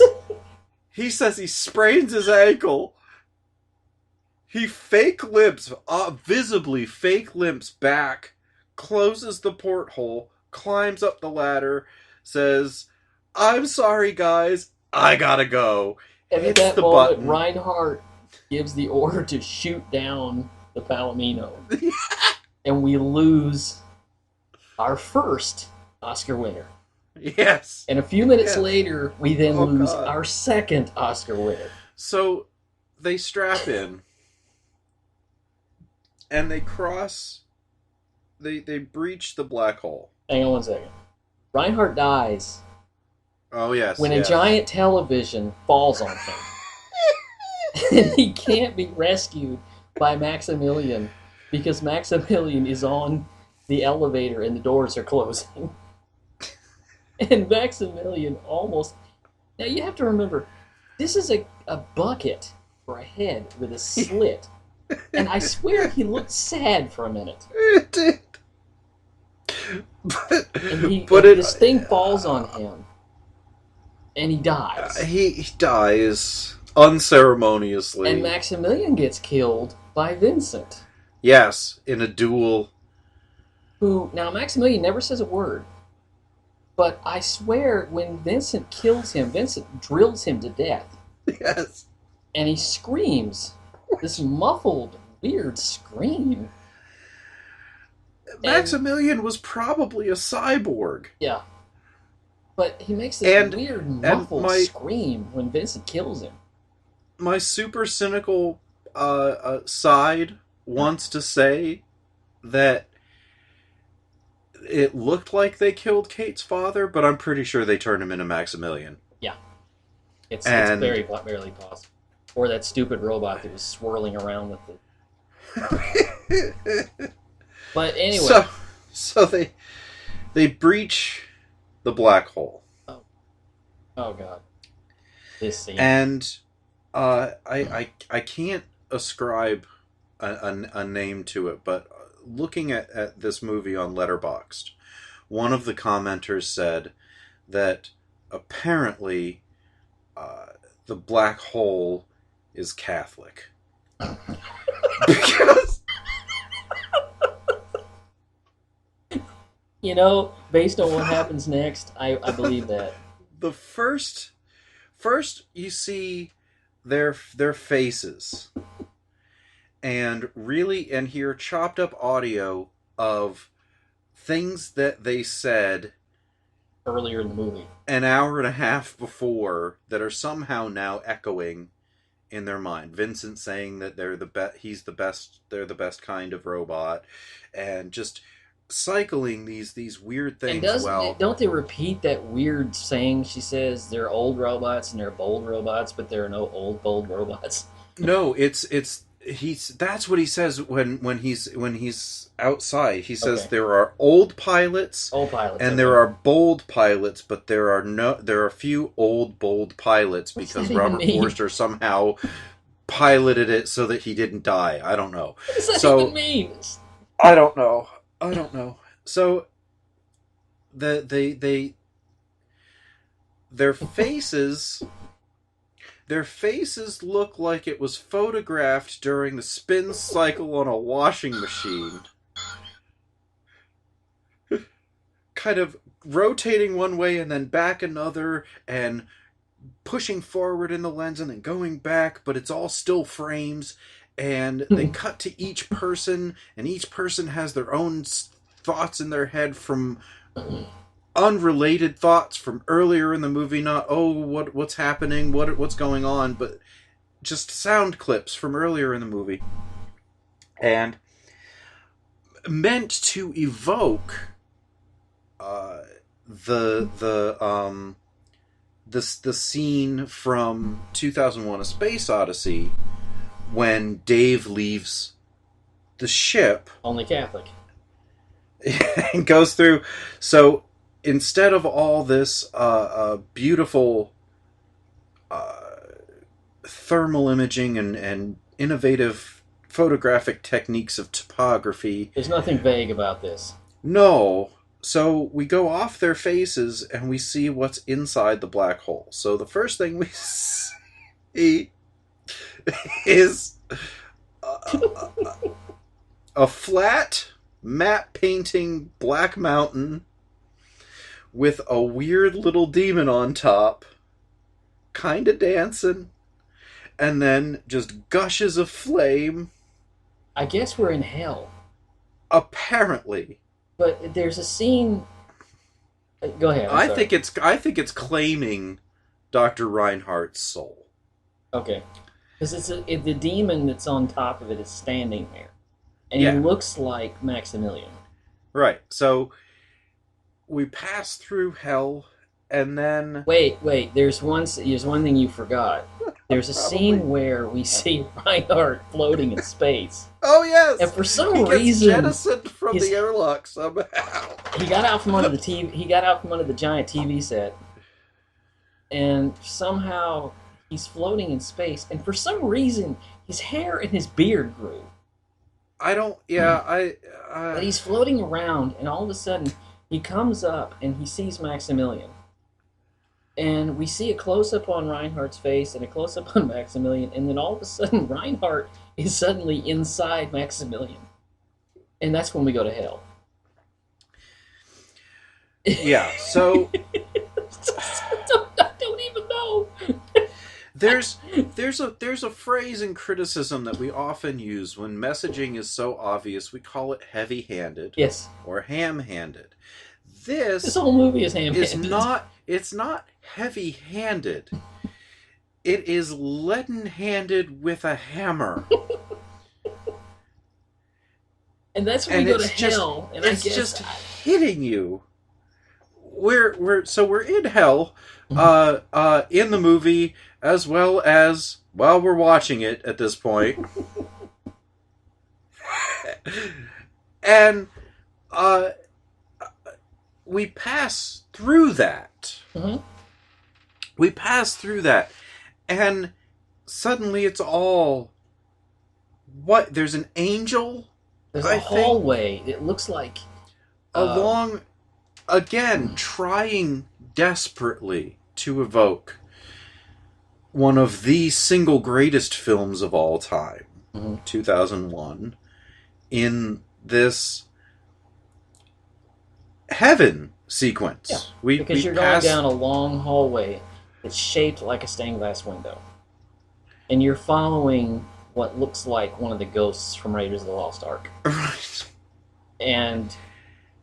But it's an angelic figure. Yeah. And I you know what? And I just watched it today. It just ends. Well, here's the thing. I watched the supplement or the documentary on the DVD, and even the special effects guy can't explain it. He wanted it to look like the Sistine Chapel. His idea was kind of awesome. He wanted it to look like the Sistine Chapel. We would pull back from the ship and we would see everybody in sort of religious motifs and all of this. And it would have purpose and meaning, and it would add dialogue that would give it purpose. And he said, and they threw all that away and just... Reinhardt and Maximilian got sucked into each other, and then they went to hell, and then we went to heaven. And right after that, we see the edge of the black hole, and the movie is over. Done. Just credits. Over a There's black, no dialogue. like there's space, there's no dialogue, it's just like a space, a held image on just a planet or something. No, and it's then the just edge. It's supposed to be I think the it's edge of the supposed to be black hole. Yeah, Okay. And then there's credits. that's it. That's the it. end of the It's just over. Okay, now There's no Star Child. There's no nothing. That's the end of the movie. Now I want to tell you this. In preparation for this, I bought on Amazon the novelization of this movie.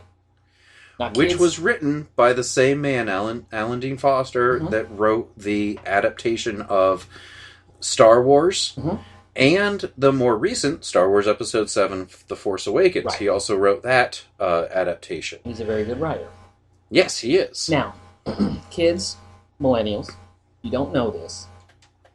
When this movie came out, home video was not a thing yet. It was there, but it was super expensive. It was and the they thing hadn't- you saw They on hadn't dis- settled the Betamax VHS war yet. It was the thing you saw on display at Sears. Right. But you you couldn't didn't know buy it. anybody who owned it. Right. So, whenever a movie came out, whenever a tentpole movie came out like this, there was always a novelization. Now, a novelization, what they did was they hired a writer, and they would give him the treatment script, and he would write. Which is not the shooting script. It's not the shooting script. Because the script, Not the because final script script. evolves during the production. They would give him the treatment script, the very first draft, and he would write a novel on that. And his job was to write a novel on this so that the book and the movie could come out at the same time. Now, what you got when you read the book was a lot of stuff you didn't get in the movie. A lot of stuff. Right. So it's almost like you're reading a larger version or somebody else's version of events. Like when I read the novelization of Poltergeist, the story is not about the Freelings. It's about the relationship between Dr. Lesh and Tangina. When you read the novelization about of Gremlins, there was an opening chapter that explained to you that the Gremlins were basically aliens. And the novelization of 2001: A Space Odyssey. A lot of people think that was originally an Arthur C. Clarke novel. But the movie was based on a short story by Arthur C. Clarke called The Sentinel. Right. The movie came Arthur later. C. Clarke and Stanley Kubrick collaborated on the screenplay, the first 3/4 of the screenplay. And when it got to that point, Arthur C. Clarke left the project to go write the book. Right. So the last quarter of the book and the last quarter of the movie are wildly different. Yeah. Because Clarke didn't know what Kubrick was going to do with it, and so he went with his own brilliant writerly instincts Right. and made what he thought made the most sense, Hmm. which is not what Kubrick, with his brilliant writerly instinct and filmmaking instinct, came up with. Ended up with. So it's vastly different. Now, here's the thing about... I bought the novelization off of Amazon, which arrived last night. That's what happens when you get something from Amazon from a third party. I didn't get a chance to read the whole thing, but I got a chance to skim it. You'd mentioned Star Trek earlier. Guess how long they've been on this mission? 5 years. Oh. It's a wow. 5-year Okay. mission. And they're looking around this quadrant. for habitable planets. For habitable planets, and for just they're researching. The beginning of the book is narrated by Harry Booth. They're an explorer here, and they're out there. They're looking around. They're trying to find habitable planets. But I was really interested in the ending. The heaven and hell and Maximilian and Reinhardt doing whatever they do, nowhere near this book. I turned to the ending, the very last chapter. Basically, here's what happens. Everybody on board, which now includes Holland, Kaiser, Kate, and Vincent, are afraid that they're going to, because they know from something that Reinhardt has said, that basically they're going to, their molecules are going to come apart. They go through the black hole. Which is scientifically accurate. And why didn't the movie know that? That's an excellent question. I've got so many questions about this movie. So what happens is, here's where it tends to leave scientific fact. They're wondering what's going to happen when their molecules separate. Is their consciousness going to go with it? Oh, right. Oh, so yeah, I know. All what happens is they all become psychically linked to Kate. Kate holds them together. Kate holds them together as their molecules are coming apart. And when they go through the black hole, they're stretched out of existence, but their consciousness is not. And they go off into the infinity. And they're almost like godlike. They're non-corporeal entities. Exactly. I thought that was brilliant. Now that would have been an ending. Now, you should know, this all takes place on the last page and a half of the book. This all takes place on a page and a half, and it's done. And I'm thinking, okay, if he can write it on that, why couldn't they put that in the movie? There is so much of this movie that's in other media, that's in the comic book, that's in the novelization, that is not in the movie. Well, making the movie the worst adaptation of this script. Even the kids' book, back when they used to do the read-along books. Oh yeah. Even the kids' book. Holland says, we've been trained to find new worlds. Why don't we go find one for ourselves? Right. Even that's an ending. Because they come out of the black hole still alive on the other end, right, in a new galaxy or a new universe. It's like a dimensional portal. Exactly. So they go off to find a new planet for themselves. Right. Those are endings. Those are endings. My final thoughts on it, and I'll be as brief as I can. Yeah, let's do our final thoughts. My final thoughts is this movie. This movie is the opposite of a lot of movies where you see a director says, "Wouldn't it be cool if?" and nobody tells them no, so they throw it in. Like the end of The Lost World Jurassic Park, when Steven Spielberg said, "I always wanted to do a King Kong with dinosaurs, so let's do that." And nobody told him no. Steven, that doesn't work for the movie. There's no narrative point to it, so let's not do that. They said, "You're Steven Spielberg. Let's do it." So they sewed the ending on with needle and thread. With needle and so this is the opposite of that. Where they said, "Wouldn't it be cool if?" Mm-hmm. And they said, "No, we're going to do something dumber." Yeah. And we got to get this out by Christmas. I think they panicked because you have to know that this script was written in the early 70s. And so they just patched this thing together with Scotch tape and a promise.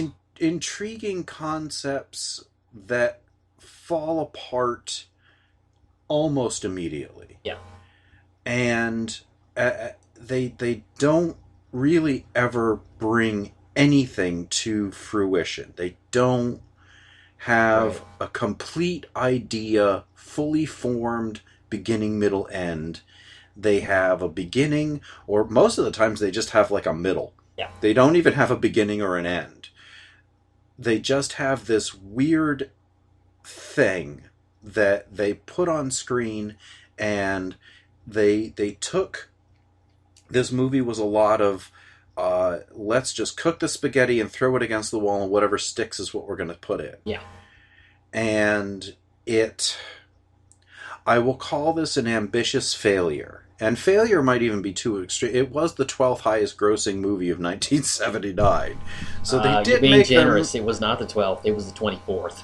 Oh, I read 12th. I read 24th, but of course that was on Wikipedia. So, but it still made money.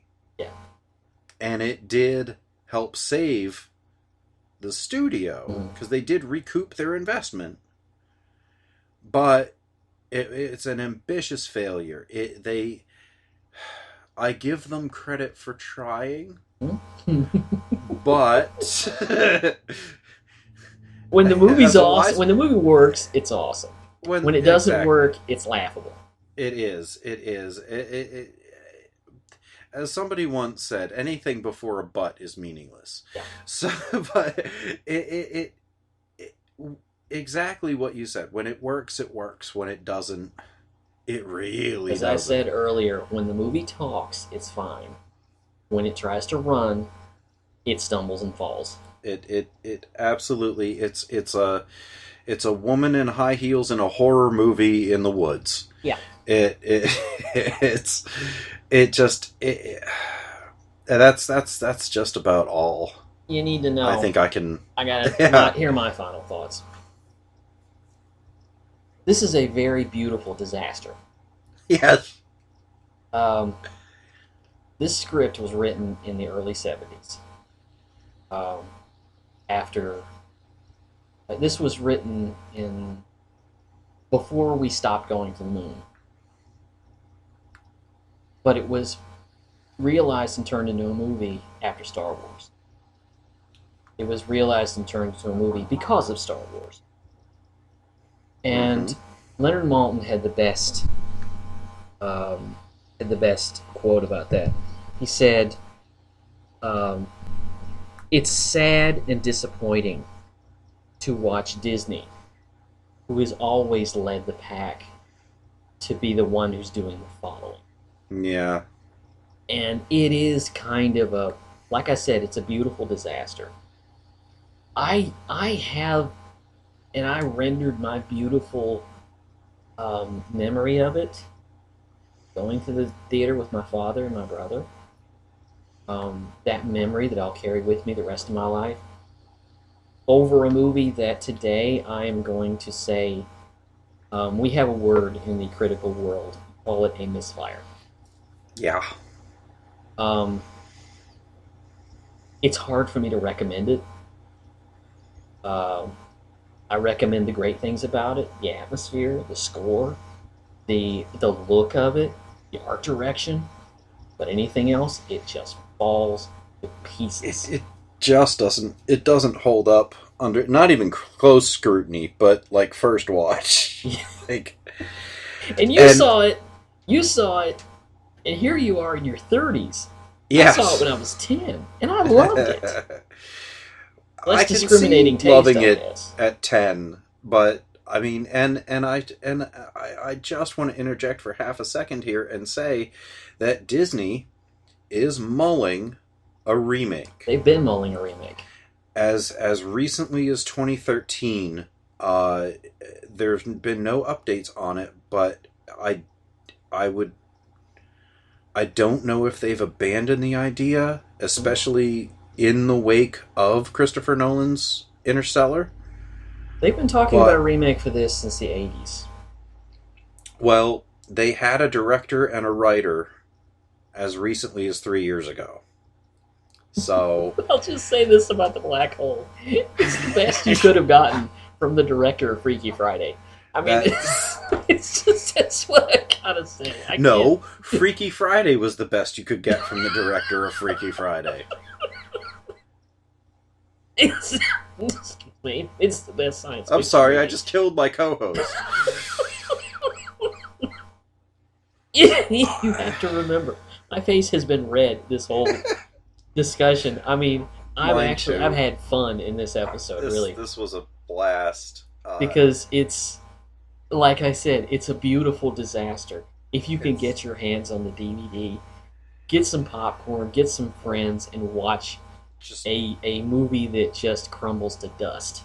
rent it from Amazon. I think you can buy it from Amazon too digitally and stream it. Yeah. It's worth your time if you like to sit and make fun of a movie, or if you are a huge fan of science fiction, or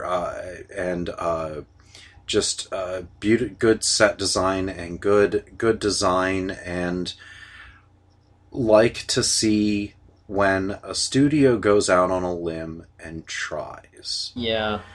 They don't succeed entirely here, but I think that Understatement of the year, Bob. Understatement of the year. the elements that they get right are probably why they want to remake it. Yeah.